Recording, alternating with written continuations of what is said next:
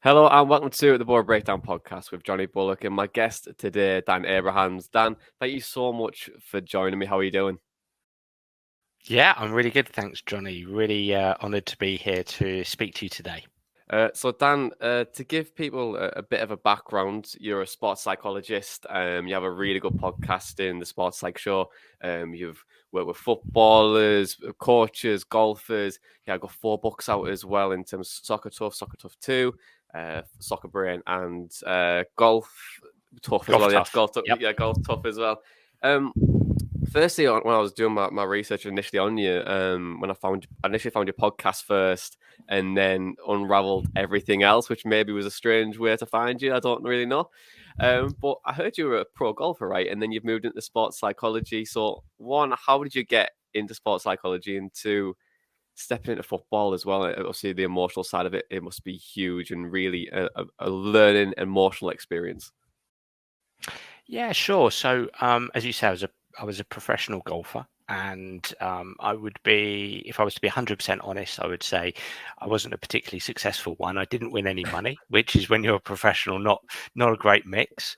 Um, And part of the reason was because what was going on between my 2 ears, basically. I didn't know how to concentrate effectively. I didn't know how to deal with mistakes made, errors, bad games. I didn't really know how to build my confidence. I was always somewhat self-conscious about around what everybody else was thinking about me, and so on and so forth. And so I mean, my interest in sports psychology had started sort of prior to my professional career. I was a teenager who tended to read sports psychology books and motivational books and things like that as I was developing my golf. But I saw a few sports psychologists as a pro golfer, and when I realised I wasn't going to quite compete with Tiger Woods, and I started to coach the game for a career, I suppose my interest further there as I was coaching. I decided, you know what, I want to take this a few steps further. So I went to university at that time. I was coaching sort of 34 to 40 hours a week. And then on the side, I did a degree in psychology and a master's degree in sports psychology. And then I came to a bit of a crossroads. You know, what do I want to do? Do I want to be a golf coach and have the psychology qualifications on the side? Or do I want to push golf aside and go full on being a sports psychologist? And I chose the latter, largely because I wanted to work across sports. I also wanted to potentially look at taking psychology, performance psychology, into other domains and fields. And so I chose to become a registered and fully qualified sports psychologist. That was about 17 years ago now. And over the last 17 years, that's what I've been doing. I've been blessed to work with a number of great players and coaches, and in a number of sports. I've been lead psychologist for England golf. I've worked with players on both sides of the Atlantic in that sport. I was lead psychologist for England rugby, working alongside Eddie Jones going into the last World Cup. And actually, and probably one of the reasons why you have me here on this podcast is because for the last 17 years, the vast majority of my work has been in football. Globally. I've held contracts with a number of Premier League clubs and Championship clubs. I've been blessed to work with some really great players. Very kindly last year, Gareth Bale came out and said my first book, Soccer Tough, where he said it changed his life. I don't think it changed his life, but it was very kind of him to say so. And so it's just really snowballed from there. So I've just been wonderfully blessed just to work with so many great players, so many great teams, and so many great coaches. And so that kind of brings us up to date. Yeah, and I kind of want to go on to, you were saying there on 17 years of experience across multiple sports. I mean, really nice of Gareth Bale to say that as well. Was there a fee involved, or I mean, the book is fantastic. To be fair, I really enjoyed it myself. But what a great compliment. But you've said 17 years. How has sports psychology changed over that time? Because I mean, only very recently, mental health has become much more of a more spoke about subject, especially in Mm, sport. But mm. how has those 17 years changed? I have an interesting relationship with this notion that, only recently mental health has been put front and center is probably too strong Yeah. a term for it, but sports psychology is a discipline that if you pick up the core textbook of sports psychology, not that necessarily any of your listeners would have any desire to do so, but if you did, you'd be confronted with 64 chapters. It's a Mm. really, really broad subject matter, and as a sports psychologist, you can absolutely at very low levels of mental health, I should actually say surface levels of mental health challenges, you can help players. You can also help participants, players, with their day-to-day well-being and welfare. But a lot of our work, and I would argue the majority of our work, is in the performance domain. Is performance psychology. I talk about 3 Ps being vital: participation, progression, and performance. So the participation piece is player engagement. We help players to engage, pay attention to what they're doing today, tomorrow, this week, this month, this season. We help coaches to help players to do that. We help players to learn, and we help coaches to help players to learn, and that infiltrates into session design, skill acquisition, coaching science. And then the performance piece, we help players to consistently high perform under pressure. Beyond that, extending beyond that, we help with teamwork, with leadership, with coach athlete relationships. We help on the emotional side of the game. We help shift player behavior. We help coaches cultivate environments, healthy and safe coaching environments. We help coaches themselves with their self skills, self-awareness, self-control, self-development, self-reflection. There's a whole range of things that we do, and there will be specialists, there'll be sports psychologists who would say, well, I very much stick to the mental health piece, or I very much stick to the performance psych piece. I'm a mental skills coach. So we probably all have our own preferences and specialities within this hugely broad discipline, within this hugely broad area. But that gives you an idea of what we do. And I suppose it's remiss of me also not to mention that we can intervene on an organizational level. Mm. A couple of years ago, I was headhunted to potentially do some work at a very, very, very big club in England, and part of the remit was working at boardroom level to help Mm. them deal with the stresses and strains, possibly Mm. coming from the passion of the fans, the stresses and strains of being in a boardroom. And we can intervene top down and bottom up. So there's so many things that we can potentially do. That doesn't mean we get everything right, doesn't mean we're jack of all trades, but it does mean that we can offer quite a lot. Mm. I want to talk about the different sides of football in terms of there's probably much more than just a player. There's a coach, and you say in boardroom there. How does your work differentiate to each individual person? I mean, obviously everyone's different, but in terms of like people within the organization, how would your work change? Yeah, it's a really good question, and that's a tricky one to answer. In as much as, I suppose the way to picture this, and I don't know if I'm fully answering your question. We'll come on to doing it, but if I can get people to visualize a kind of a circle with myself as sports psychologist in the middle, and around the edges of that circle are the different areas of the club. So you'll have the coaching staff with the manager, the head coach. You'll have the players, the playing group. You'll have medical. You'll have sports science, and then you'll have you can have the kit men. You can have the kitchen staff. You can have then we're going to go on to people who working in the back office, the marketing team, the social media Mm. team, and so on and so forth. So if you're looking at an all-round service, if I'm in the middle, I could be going to each of these at different times. times. I would say Mm, the majority of my work would always be with the coaches, with and through the coaches, with the players, situated maybe towards the medical and sports science departments.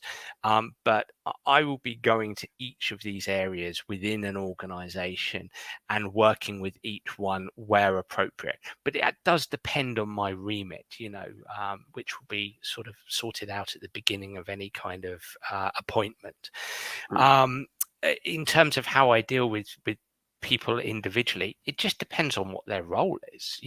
mm, I always say that ultimately I help people with their performance moments in many respects. Now, obviously, the performance moments for players are, once, maximum twice a week. And so, that's when you're helping them. But people in the back office, their performance moments are multiple times a day.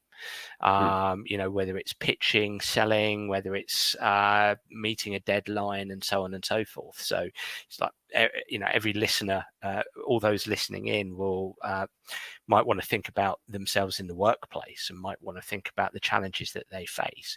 A sports psychologist working within an organization would help those people deal with their performance moments effectively around concentration and confidence and controls and self-control and commitment and cohesion and collaboration and cooperation and communication and so on and so forth. Lots of C words there.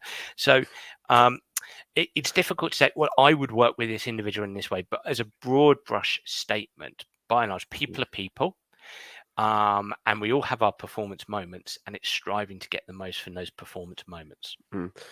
You were saying, we're saying moments there. Football is in moments, and I remember reading in your ebook that you were saying that the distance between success and failure is so minimal. Mm, But when moments go well, great. But when moments go bad, mm. um, how do you see a player change in those type of moments? Because, like you said, success and failure is so minimal, and the emotional roller coaster of football of getting picked, not getting picked, scoring, getting or not missing that big chance, getting sacked, winning, defeats. Like, it's such an emotional driving sport. So, like, how do you try and take out that emotion side of things and make something more logical? Is that probably the best way to say it, rather than emotional? Um, no, what I would do, I don't think you can't take emotion out of everything, because Mm, every emotion is constantly there, or at least feeling is constantly there. mm, To me, it's about helping players, people manage emotion or feeling, um, mm, and use it. Use it effectively. I mean, there could be a sense of losing it, but or turning down the volume of it, but use it effectively, manage it and mm, use it, manage it and perhaps lose it at times. mm, To speak to what you're saying, and if we can bring this alive for your audience, I mean, imagine watching your team, in this case, mm, Middlesbrough, isn't it? yeah. So, Yeah. imagine watching Boro, and you're looking at these 11 players on your team against 11 players in the opposition. So and you're watching this ball being kicked up and down the field, up and down the pitch. We're looking at the external. We're watching the external. We're watching runs, movements, positioning. We're watching passing, tackles, challenges, shots, and Mm, so on and so forth. That's the external.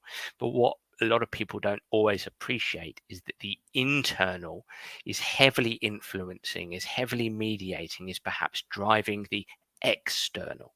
The internal mm, drives the external. And that's a useful way to look at this game, is to consider that. Now, a lot of people say to me, well, Dan, I get that golf can be psychological because it's a mm, self-paced sport. It's slow. There's lots of time to think. But how on earth can football be psychological? mm, Well, think about that internal driving the external. What we know from neuroscience, there's a lot we don't know about the brain. In fact, we don't know. We don't know a hell of a lot about the brain, right? But what we do know is essentially the brain works in milliseconds. If football mm, works in seconds, think about a game. the brain works in milliseconds. The brain and the nervous system works in milliseconds. That's a process called ambient neural activity. Sorry for the psychological terminology. Ambient neural activity. The brain is constantly processing and reprocessing and connecting and reconnecting the brain cells. It's constantly happening, and that's why thoughts and feelings arise, emerge and dissolve, emerge and dissolve, emerge and dissolve as we go about our daily lives. Well, this is happening to players as well. That's the interesting thing, is that you talk to a player about what they're thinking about on the pitch. By and large, they're just thinking about the game, or not thinking about much at all. They're just focusing on the task at hand. But often thoughts and feelings just arise, and what the content of those thoughts and feelings tend to be depend on what's going on during the game. How's it going? Okay. And so what we know about the brain, if it's working in milliseconds, it's constantly judging what's going on around us. It's looking for rewards and it's looking for threats. It's looking for rewards and it's looking for threats. Rewards and threats. The reward we've just scored. A threat, this opposite, this striker is so quick, so strong. I'm really struggling to get near him. We're constantly judging. We're looking for rewards and threats, and rewards sound really good. Great, we're going to goal up, but actually that can distract us. That can cause us to get sloppy or careless. And if we think about a threat, this striker is so quick, so I'm not going to get near this player. That is going to be unhelpful. That's going to cause an emotional response, a panic, a worry, a doubt, anxiety. We can experience lethargy in a moment. We can get despondent. We can get down on ourselves. So the content of these thoughts and feelings that are constantly bubbling away under the surface influence our technical, tactical, and physical functioning. So now we're rising to the surface, and it's what we see at the surface level. All of a sudden, our awareness lessens. So we play tunnel vision. If we experience anxiety or stress or worry or doubt or despondency or lethargy, we experience tunnel vision. So we don't see the 360-degree view. We're slower to anticipate. So we're slower to cover space. We're slower to get into space, to make ourselves available, to get in between the defenders. We're slower to pick out a pass, and so on and so forth. So awareness and anticipation are affected. Decision-making suffers. We might hide. We might play the simpler pass than the more decisive and more impactful through ball. And our physical functioning lessons. Not only are we slower to find space, we also become weaker in the challenge.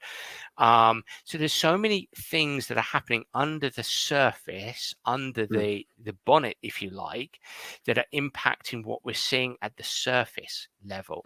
And so this is what's happening, and this is how it unfolds.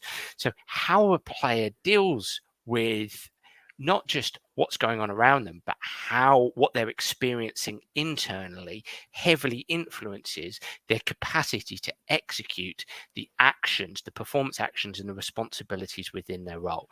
And that's where I come in and say, hey, everybody, we need world-class mental frameworks to help our players be able to optimize their capacity to fulfill the responsibilities within their role. I help players have frameworks for Saturday in order to high perform more consistently under pressure. That was really interesting. That was really interesting, because as a fan, you don't see that internal view. Obviously, like you were saying at the start of that, we only see that perfection type of play. Why did he miss that pass by an inch? Why did he miss that shot? We don't really see the internal battle of that. But there's a lot of things that you're saying there around confidence and gaining and losing confidence. I think in any walk of life is very fragile in itself. I think I myself, I think I had imposter syndrome a lot last year, and although I was performing well at work, the internal side of me was going, it could be better, or or it wasn't as good as it maybe it could have been. And how do you identify low confidence in a player? Because was he saying there, is it around like hiding?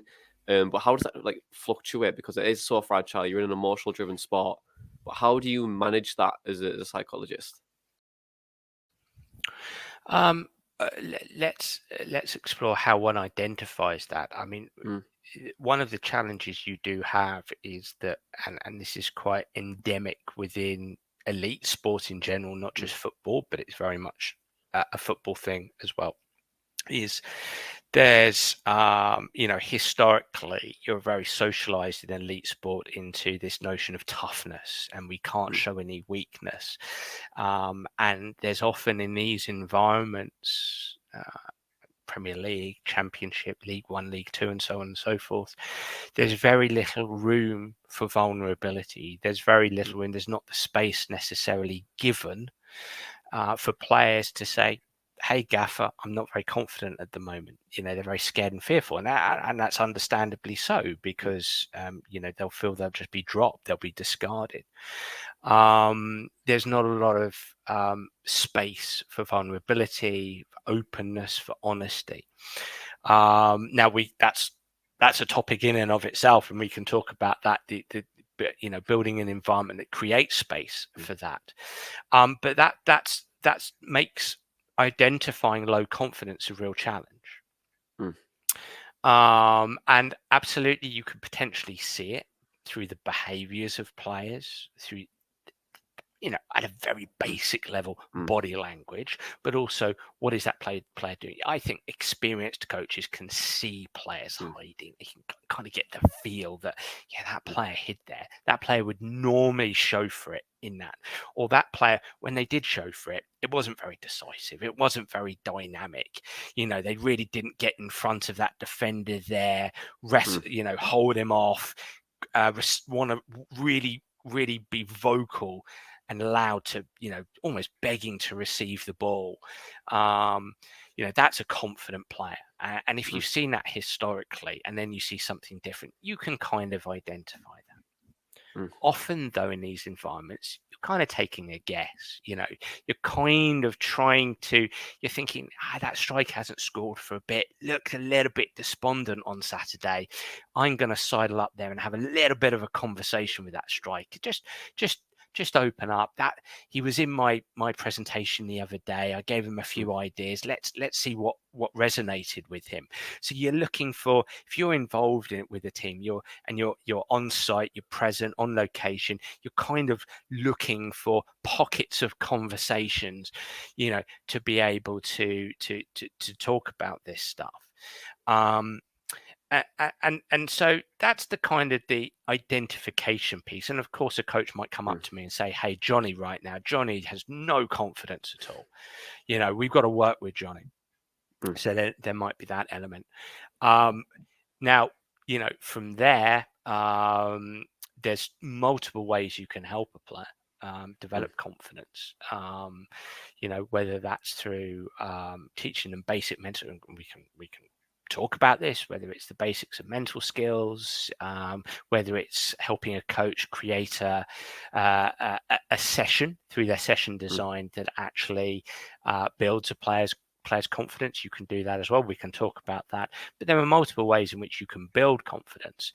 But mm. as you say, it has to be identified first, and that can be tricky within any kind of coaching culture that tends to lean towards a lack of openness. Mm. Yeah, I want to go into culture because I think you obviously you said quite a lot around there about creating an environment and and you said there around like a management with a manager calling up to a player and saying, "Oh, he hasn't got much confidence at the moment." What does good culture and bad culture look like to you?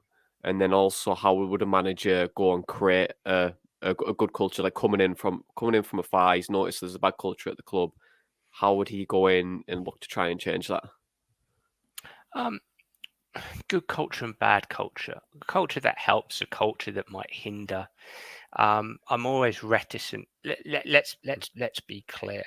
Bullying and any kind of ism, Mm, racism, sexism, elitism, perhaps, I think could come under the umbrella term of bad culture, in my opinion. mm, And I've been in cultures that mm, quite prominent cultures that I would say are bullying cultures or have elements of that. That's what I would admit to being, in my opinion, a bad culture.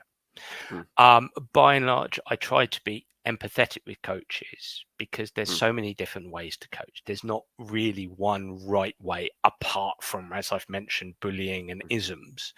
So it's more about asking 3 questions to coaches. What are you, with your culture and or with your environment, what are you trying to do?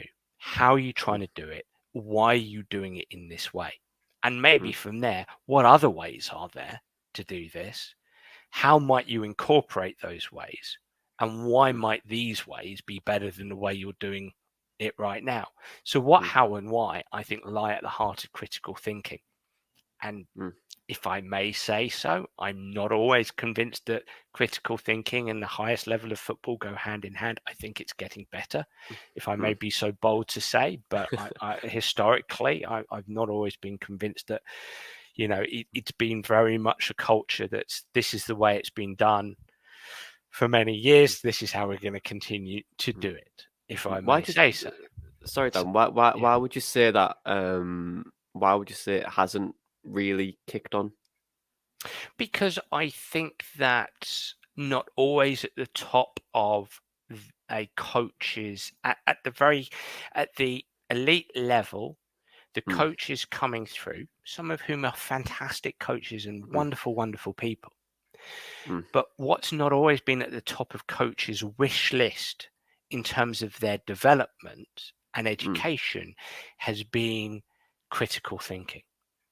I'm going to give you 2 probably overcomplicated terms, but unpack them a little bit. Epistemological chain and metacognition. I told you they were going to be overcomplicated terms, but epistemological chain has a very, very simple explanation, which is, where do I get my knowledge from? How do I learn? Which is really important. You know, it's important for developing footballers. It's important for elite level footballers, adult footballers, and it's important for coaches. Because if you got your knowledge from a mentor who played in the 19s or coached in the 1970s and is persistently saying, this is how we did it back then, this is the way to do it, then some of the time that might be a great way to coach. Some of the time it might not be, particularly with the Generation Z, millennial generation, particularly with the advances we've made in sports science, sports psychology, the science of coaching, and so on and so forth. So if with your epistemological chain, you're saying, well, I like to listen to Frank, who was, you know, a great coach in the 1970s, and he's saying this, I want that coach to build the capacity to go, what, how, why? What am I doing alongside Frank here? How am I doing it? And why am I listening to Frank here? Epistemological chain. And really that goes hand in hand with metacognition, which is essentially thinking about your thinking. You know, what are my beliefs? What are my values? What am I thinking here? And so those two go hand in hand. Your capacity to critique your own thinking, your own way of doing and being and behaving and acting, and your own beliefs and your own knowledge base. That's so important. And that just hasn't been at the top of coaches, in my opinion, their wish list. It's mainly been about, well, tactical knowledge, systems, and quite a bit on session design. When it becomes to perhaps the psychological side of the game, the biopsychosocial sides of the game, the philosophical intricacies of learning and knowledge, these things are kind of pushed aside, largely because probably people like me come along and go epistemological chain and metacognition. And everybody goes, what are you talking about? Right, 4-4-2, 4-3-1-5-6-7, you know, and it's like, and so there's a comfort in a very detailed, advanced, complex calculations around tactical data. But there's a discomfort around these kind of what could be considered more fluffy,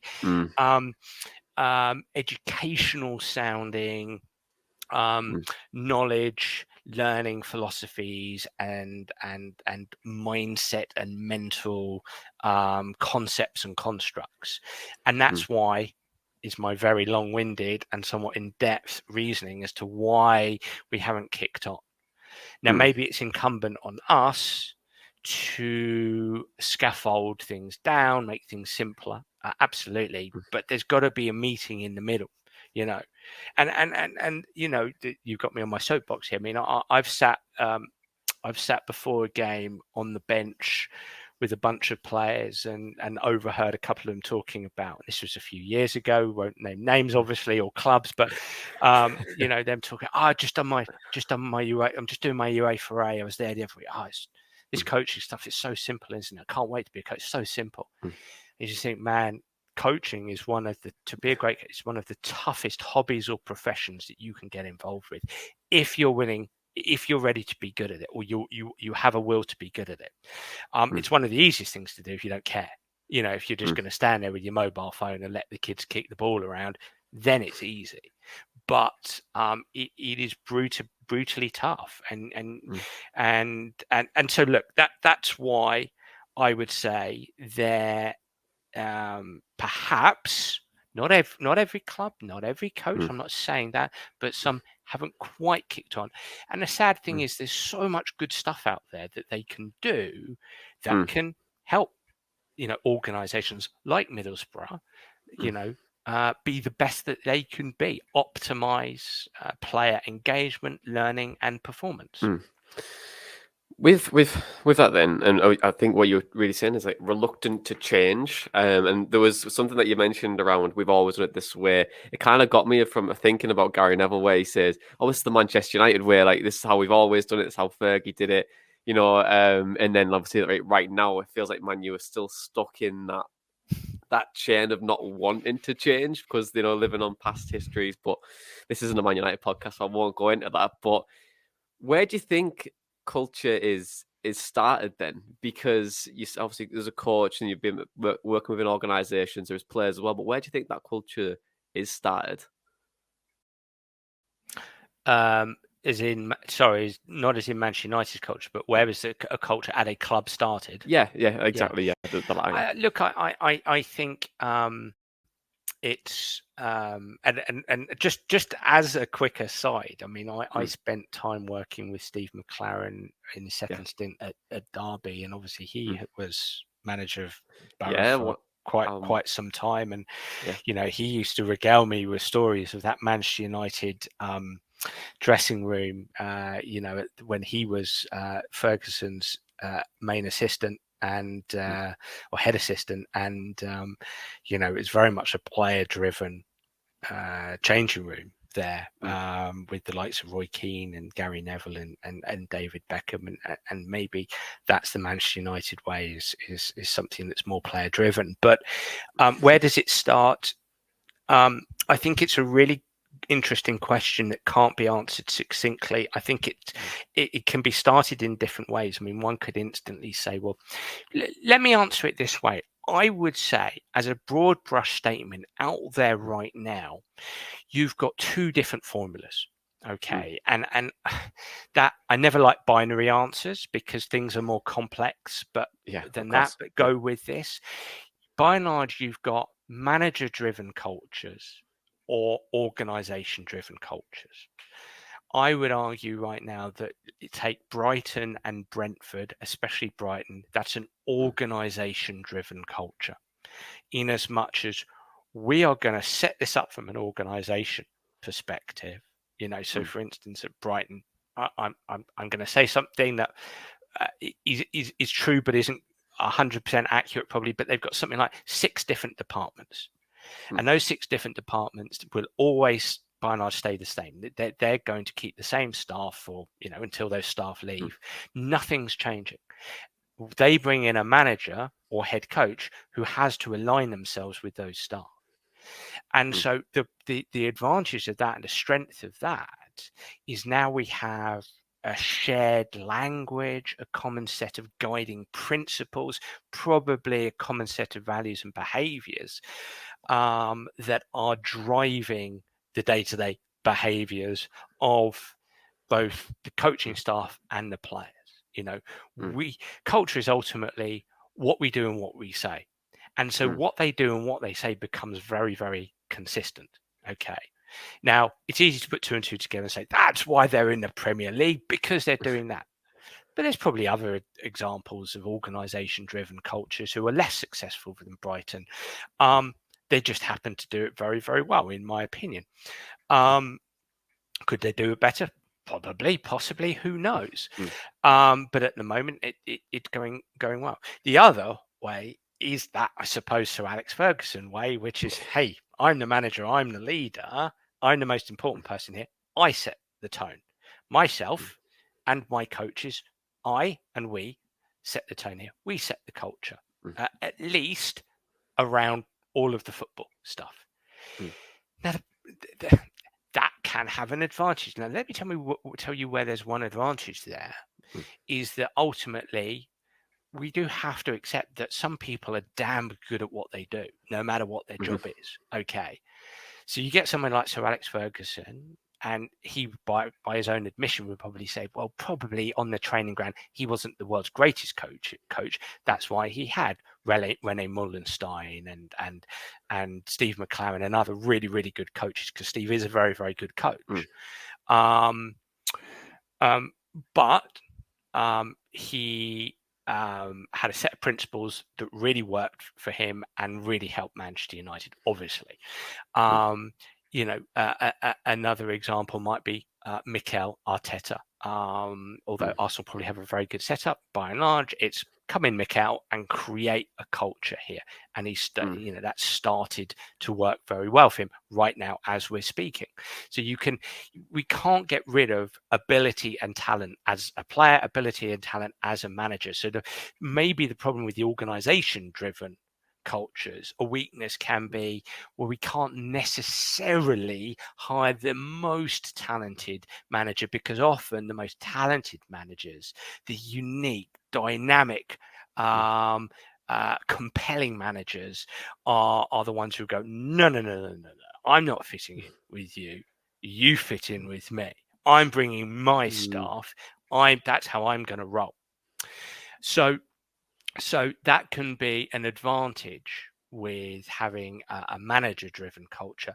The disadvantage is obviously that turnover can be so brutal, and if they get it wrong, I mean, if I may say so, I mean, I know some of the people behind the scenes at Aston Villa, but I'm sure Unai Emery is going to be really successful. But they've had half their staff, leave, footballing staff leave. That's an exaggeration, but go with it. I'm caricaturing it, but they've had a whole bunch of people leave. People who those players have been, confiding in, talking, all kinds of personal stuff, who've been working on specific tactical and technical things with those coaches. Those coaches are gone. Another set of coaches go in. What if Emery goes and loses 6 games on the spin? What, they're going to bring another, set of coaches in? Now, that can work. That can work.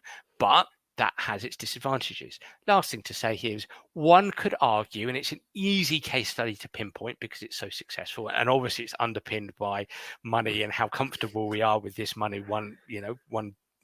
It's up to the individual what they feels about it. But Manchester City, you could argue, have done this very well, in as much as they have this unique, compelling, brilliant manager, head coach, Pep Guardiola, and they've managed to set up this kind of culture from the academy upwards that seems to be more sustainable and seems to be less transient. So I think that's a very compelling model that kind of brings those two together. Really interesting around the organisation and the management side of things, because in a Middlesbrough perspective, it felt like our previous manager, Chris Wilder, was that management culture. And when things are going really well, going well on the pitch, it's going well across the club. You can feel it. But when it doesn't start to go well, when a manager, obviously Chris was linked with Burnley, and that could have went through, that could have probably was going to go through and didn't happen. And then Bournemouth as well, and that hasn't happened either. It seemed like there was a big shift in culture of the team. So I'm really intrigued. So that really intrigued me, where you're saying around like management, because when it does go bad, a lot of players could probably switch off from that, right? So like the culture would probably become tarnished very quickly. Would you say that? I think that, and first thing it's really important to say, I've never met Chris Wilder, and have a huge admiration for his incredible success at Sheffield United. I've worked with players who've played under him. I've only got admiration for him. So what I'm about to say doesn't speak to Chris Wilder, but I therefore do believe it is incumbent on this is how, if I may say so, how strong a manager you are from leading your coaches. You need really good coaches and really good coaching processes in place. So, for example, number one, if it starts to go wrong, then your coaching processes within your coaching practice will be tested, as you're saying. And this is where they need to be really strong. This is where your biopsychosocial processes need to be really strong. You know, so what are your protocols and processes around coach athlete relationships? How are you getting, have you got every player on an individual development program? So irrespective of losing, they've still got that to focus on. How dynamic are your team coaching sessions, your activities in your sessions? Irrespective of losing, are players still looking forward to coming in, being stretched and being supported, being challenged and being supported? What else to say? If you are, and all of those are tested, if you are, you know, if you're a manager who is in the limelight and, you know, maybe Bournemouth come in for you, as you said, or Burnley come in for you, well, you manage the emotional temperature of the organization best, again, if you've got those lines of processes, coaching processes within your coaching practice. And this, for me, in my humble opinion, and this isn't a remark about any coaches that I've worked with, or managers, or Chris, or anybody else associated with Middlesbrough, what I found is that if you've got 3 or 4 really good coaches underneath the manager that the manager is utilizing. So, for instance, you've got a coach who's really working on individual player development programs. You know, you've got really good use of video analysis and data.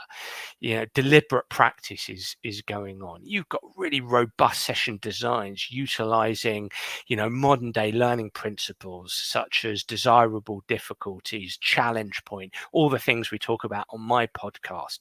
You know, then you're creating a very compelling engagement process with the players. And I'm not saying that doesn't mean that people don't feel down when you lose, but it just means that the emotional ride are waves that are light rather than big crashing waves. You know, and I've been in amongst the mix at plenty of clubs whereby a loss is a devastation. A manager being linked with another job is suddenly incredible uncertainty. And you've got to do everything you can to create a culture with the right coaching practices and process in place to lessen that emotional roller coaster and help the organization as a whole pay attention and point noses in the right direction. Of course, very easy to talk about these things on a podcast, much more challenging to execute in practice. Yeah, absolutely. I mean, speaking about it and doing it is completely different things. And there's something I want to chat about, and it's around like teamship and leadership, and I think they all coincide with what we've been saying. Then in one of your books, you're on about teamship, so I feel like it'd be really good to like understand and unpack like the concepts of that and verse that against like leadership, because obviously, one thing from like, a lot of things that managers have said at Middlesbrough, that about Boro's change room, it's quiet. We always want more leaders. Every coach always wants more leaders.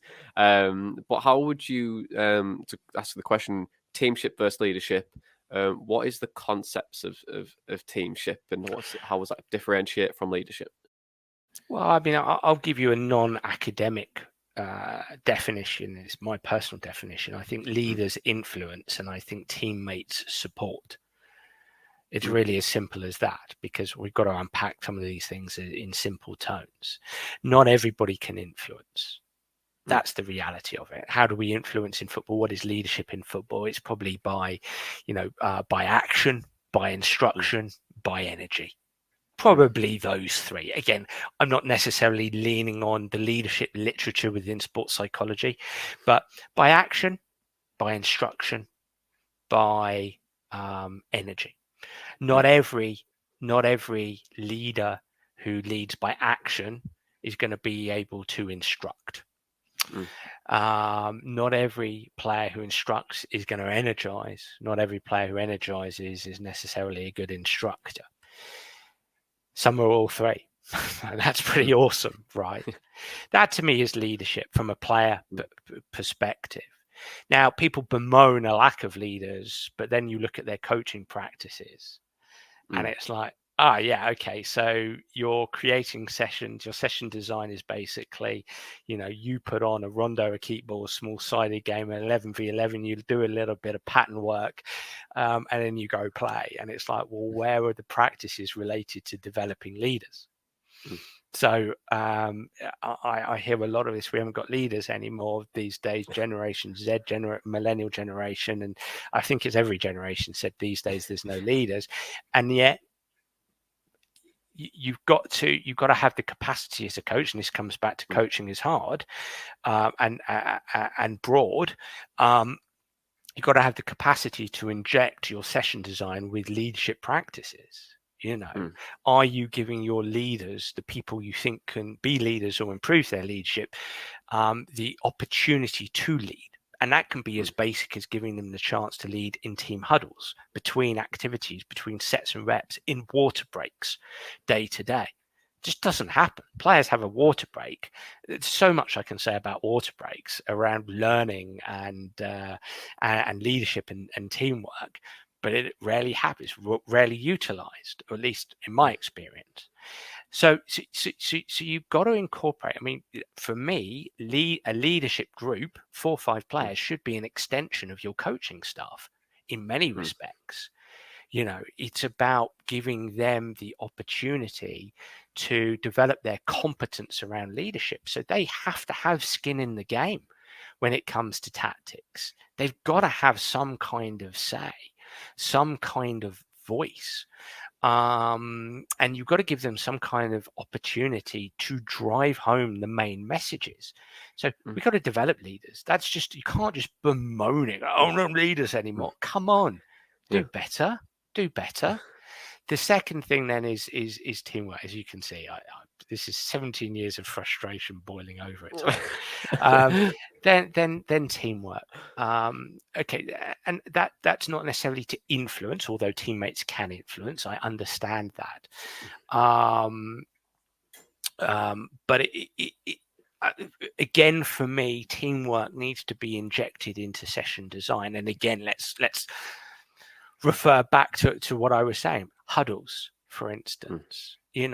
As a coach, you can get in that huddle, and you could, for example, there is a teaching practice called cold calling.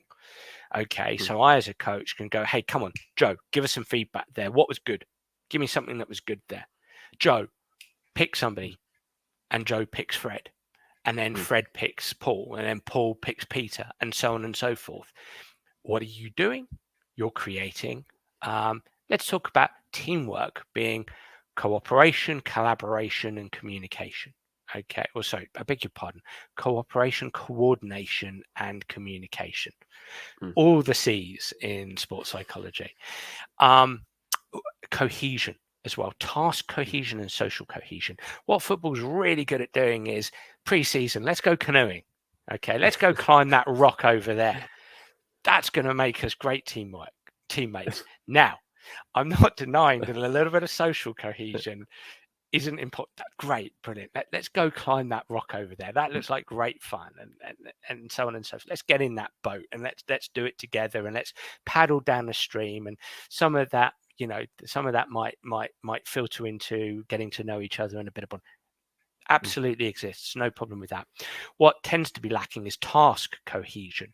Task cohesion is working together, as the name suggests, on the task at hand, in servitude to the goals that we have. So what are we doing there? Now that becomes a bit trickier, and that becomes things like that dynamic huddle. It becomes the conversations in between activities that we can, as coaches, can drive. It can be helping players understand the importance of deliberate conversation outside of training. Okay. I had many years ago, I was working with some West Ham players many years ago, and two of them, one was played more defensively, one played more offensively as a striker, and they used to travel into the training ground together and travel back together. Okay, one couldn't drive, and they would have conversations, and because they were in each other's company in the car on the way to training, on the way back from training, talk often turned to training and game and how they saw the game and so on and so forth. Rather than it just being mates having banter, there was much more conversation about football. And over time, the striker said to me, I love playing with that defender because I know what that defender's thinking as soon as he gets on the ball. That defender said to me, I love it when that striker's in the team because I know what he's thinking when I'm on the ball, and I know what he's looking at, and I know what he's thinking about in terms of getting behind the defenders, getting linking up. We know that knowledge, okay, comes from those conversations. Okay, communication drives task cohesion. Footballers need to find a way to help people who just like to converse about their doings, to have conversation around their doings. That's really important for teamwork. That's not easy with a bunch of footballers who just like to do. And we need to find ways to help players do that. So that's task cohesion alongside social cohesion that drives drives coordination and cooperation through the prism of communication. That's great teamwork. And this seeing the world through the eyes of your teammates is so important. And this is where, for example, don't underestimate, as a fullback, the regular centre back that you play with gets injured and another player comes in who rarely plays, but plays in a slightly different way or has a slightly different style about them. That can impact the fullback's ability to read the game with relation to that centre back. Think about the challenges right now that Liverpool are having. It can be, and I'm not saying this is why, but it can be. We sell, for example, Mane to Bayern Munich. Suddenly now that player has gone, that very influential player, and it's not always easy to plug that gap because suddenly there's a slight loss of task cohesion. Suddenly I can't see the way the team operated last season like I do now. And that makes a difference to my capacity to execute with positive intent. And that intent is that confidence feeling that you spoke about earlier. So now suddenly I'm a little bit more anxious and a bit more avoidant, a bit more inhibited. So all of these things create a mess, a complex mess, a noise that can be very, very challenging. And that's why these, if you, as a Boro supporter, if you think about it, it's really complex inside that training ground. The challenges these coaches and manager and players face is complex. And that's why I always say to coaches, you've got to have a biopsychosocial plan. You've got to work on leadership, teamship, and relationship. You've got to have a way of doing player learning. You've got to have mental skills frameworks in place. When you have these things in place and you're constantly critically appraising the how you're doing it, the what, the how, the why, then you give yourself, you don't guarantee success, but you give yourself your best opportunity for success. There's so much to unpack. I think when you were saying there around understanding on the football pitch, there's one thing I used to happen to me a lot when I was playing football and also when I went to coaching was I used to put my centre back up front and then put my striker in defence, so then they would understand each other's roles and try and gain an understanding of what someone does and why they should do it. And I always found that to work quite well, but I didn't really understand the psychological side of things. I just thought it was kind of a good thing to make you a much more well-rounded game and to learn in that way. And really, from a coaching perspective, it's not just doing that, it's also there. Then it's asking the right questions, getting those two players together, and driving a good conversation, asking open-ended questions. What are we doing when we're doing that? We're influencing their epistemological chain. We're engaging them in metacognition. We're helping them grow. We're building brain pathways around the game, around the logic of the game. Okay. So that's so important. Again, you'd be surprised how many players at the very top level are just feed from the skill in their feet. They don't really know the logic of the game, and they don't necessarily appreciate the game models from a principles of play perspective. And that's there's big debate in talent development pathways. How do we do that? How do we do that? And this is, I wrote a critique recently about the recent Crystal Palace documentary, which again, no comment on Crystal Palace. It was Channel 4. It was about their academy. No comment on those brilliant coaches. Okay, they've opened up their doors, but it was a lot about every episode. It's got to work hard, got to work hard, got to work hard, got to work hard. Players would say, "I've got my contract now. I've got to work hard." It's all about working hard, and it's like it's not about practicing a lot. Nobody denies if you want to get good at something, you've got to practice a lot. But it's so much more subtle than working hard. It's the intricate details that goes into the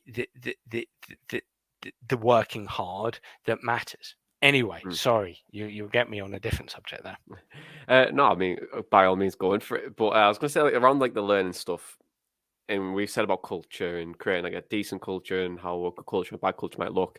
Players wanting to learn.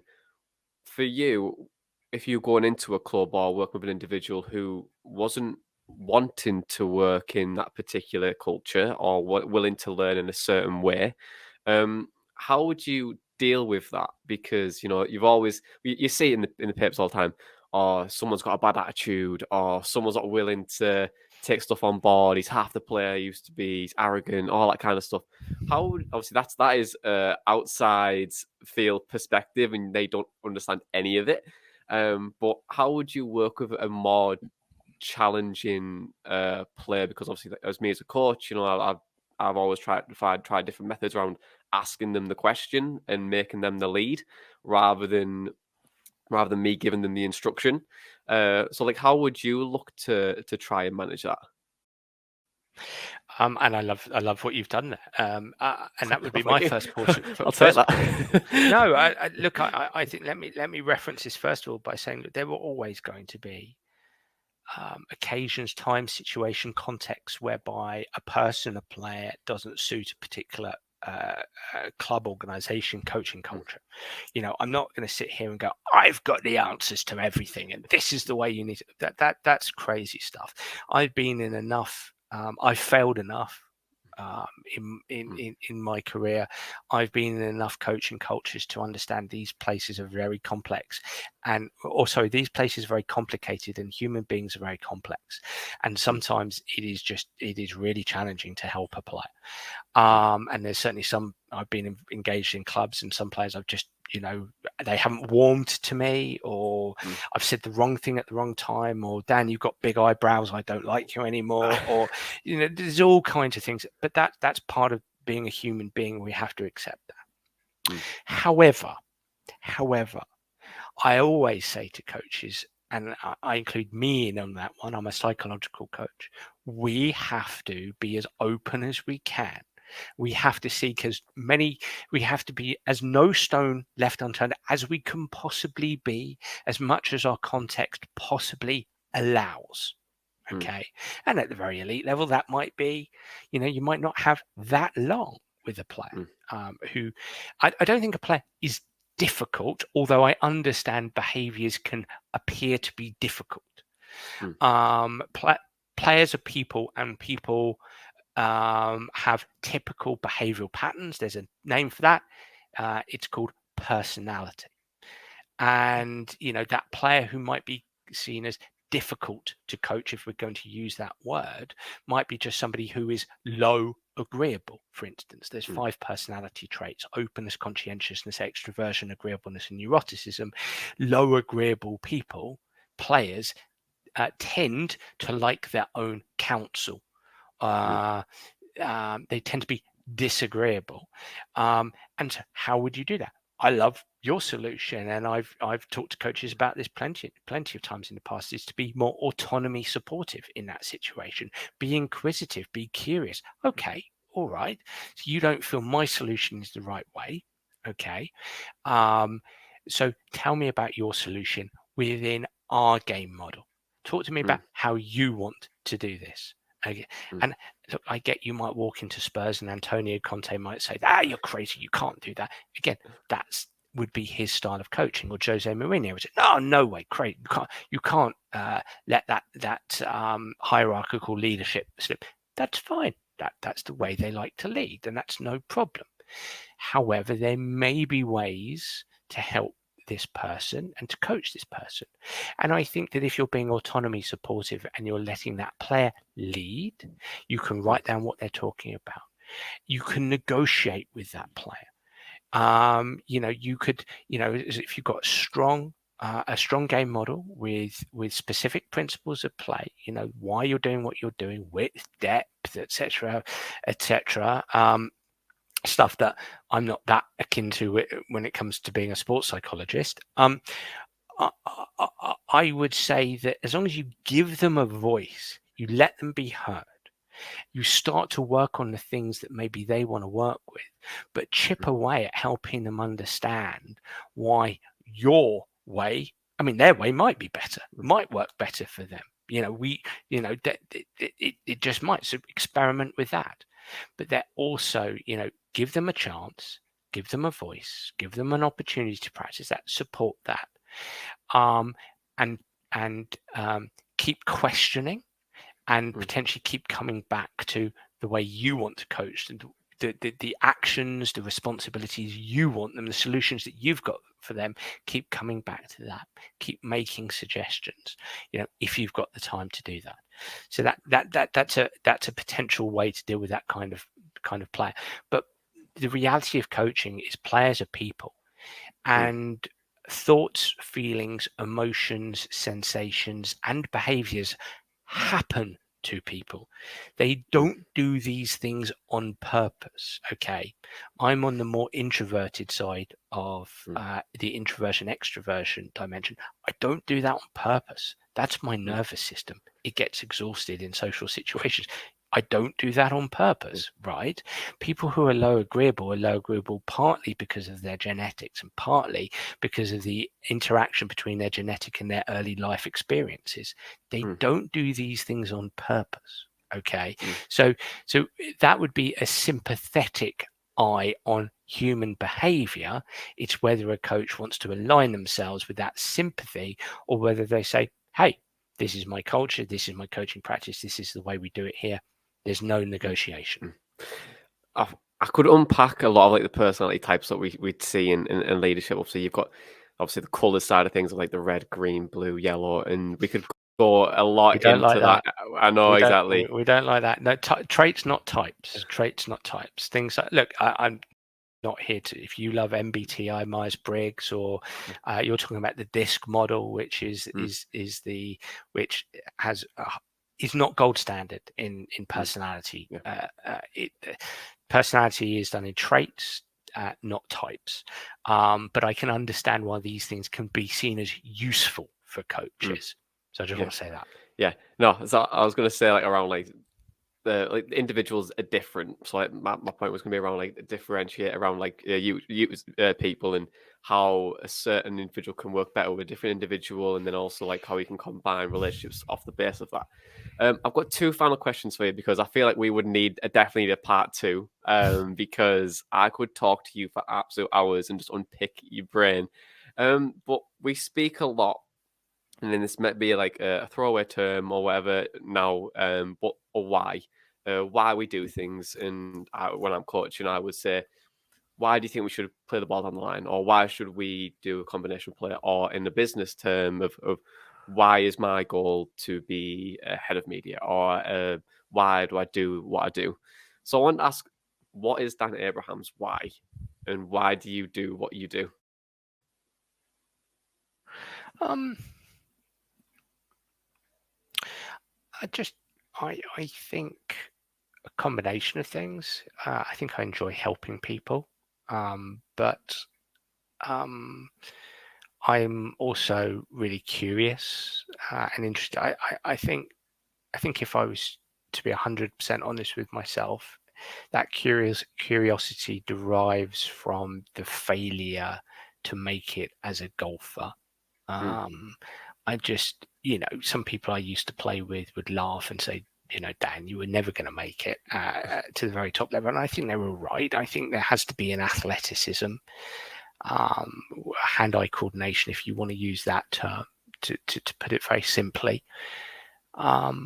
But I just wonder, I certainly would have won more money and had more fun mm, if I was able to put in practice the things that I know now, and maybe if certain circumstances had been different, and maybe if I'd been coached in a slightly different way. So I think, not from every coach, mm, but from some, and so I think that failure to make it as a pro golfer drives my curiosity, mm, and I'm blessed that I'm curious about something that I'm really interested in and passionate about, and I'm blessed that that then helps other people. Sometimes mm, probably hinders other people, mm, if the relationship doesn't work out. mm, But yeah, I think that would be my why. mm.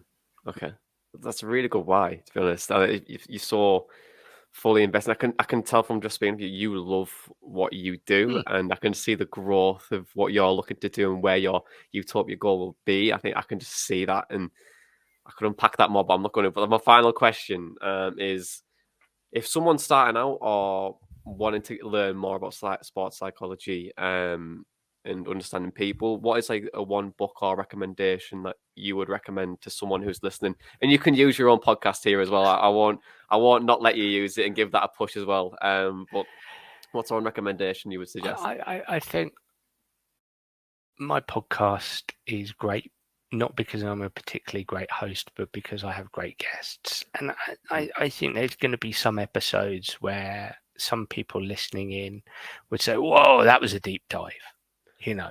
Um, but I'm proud that we have now around 12,000 downloads a week in around 100 countries, in what is really quite niche.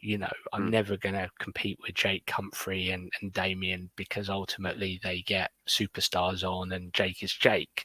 mm, And if I may say so, they do things really well at a very surface level.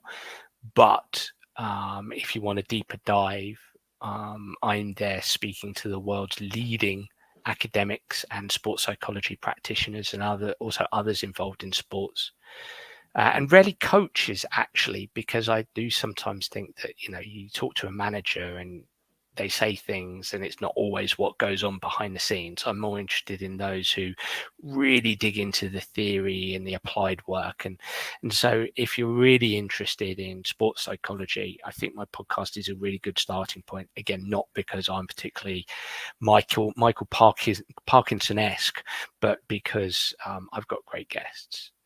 mm, And hopefully football fans would really like my books as well. mm, Soccer Tough. Hey, Gareth Bale did, mm, right? Soccer Tough 2, Soccer Brain, and if you're a golfer, Golf Tough. mm, I'm blessed that those have been global bestsellers.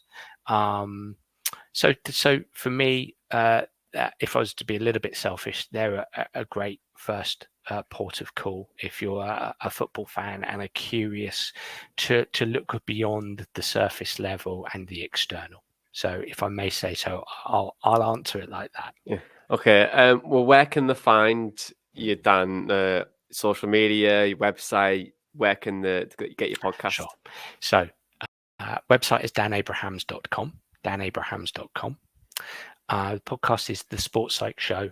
just Google the Sports Psych Show, and it will come up on all the podcast platforms available. Twitter, I actually have 3 handles. My main one is at Dan Abrahams 77. There's actually, I've got 4 now, at Dan Abrahams 77, at the Sports Psych Show, at Abrahams Golf, and at Dan Abrahams Soccer Academy is my newest one. And Instagram is at Dan Abrahams Sport, and Facebook is at Dan Abrahams Soccer, and LinkedIn at Dan Abrahams, where I do a little article each day. So I'm quite social media friendly. Yeah, I was gonna say I follow all of your stuff as well, so I tend to read the threads that you put on Twitter and obviously your articles on LinkedIn. That's like, just for me, I just find it so interesting to look at and trying to implement that in my professional career and coaching as well. And thank you so much for coming on. I've absolutely loved every moment of that, and I feel like I've just learned so much in that time, and I have so many more questions to ask you. But I'd love to do a part 2 in the future. But for right now, thank you so much, Dan. And to the listeners and viewers, all of Dan's links are going to be in the bio of the podcast provider and on YouTube as well. But for right now, my name is Jonny Bullock. This has been the Boro Breakdown Podcast, and that was all your Dan Abrahams chatter in a podcast.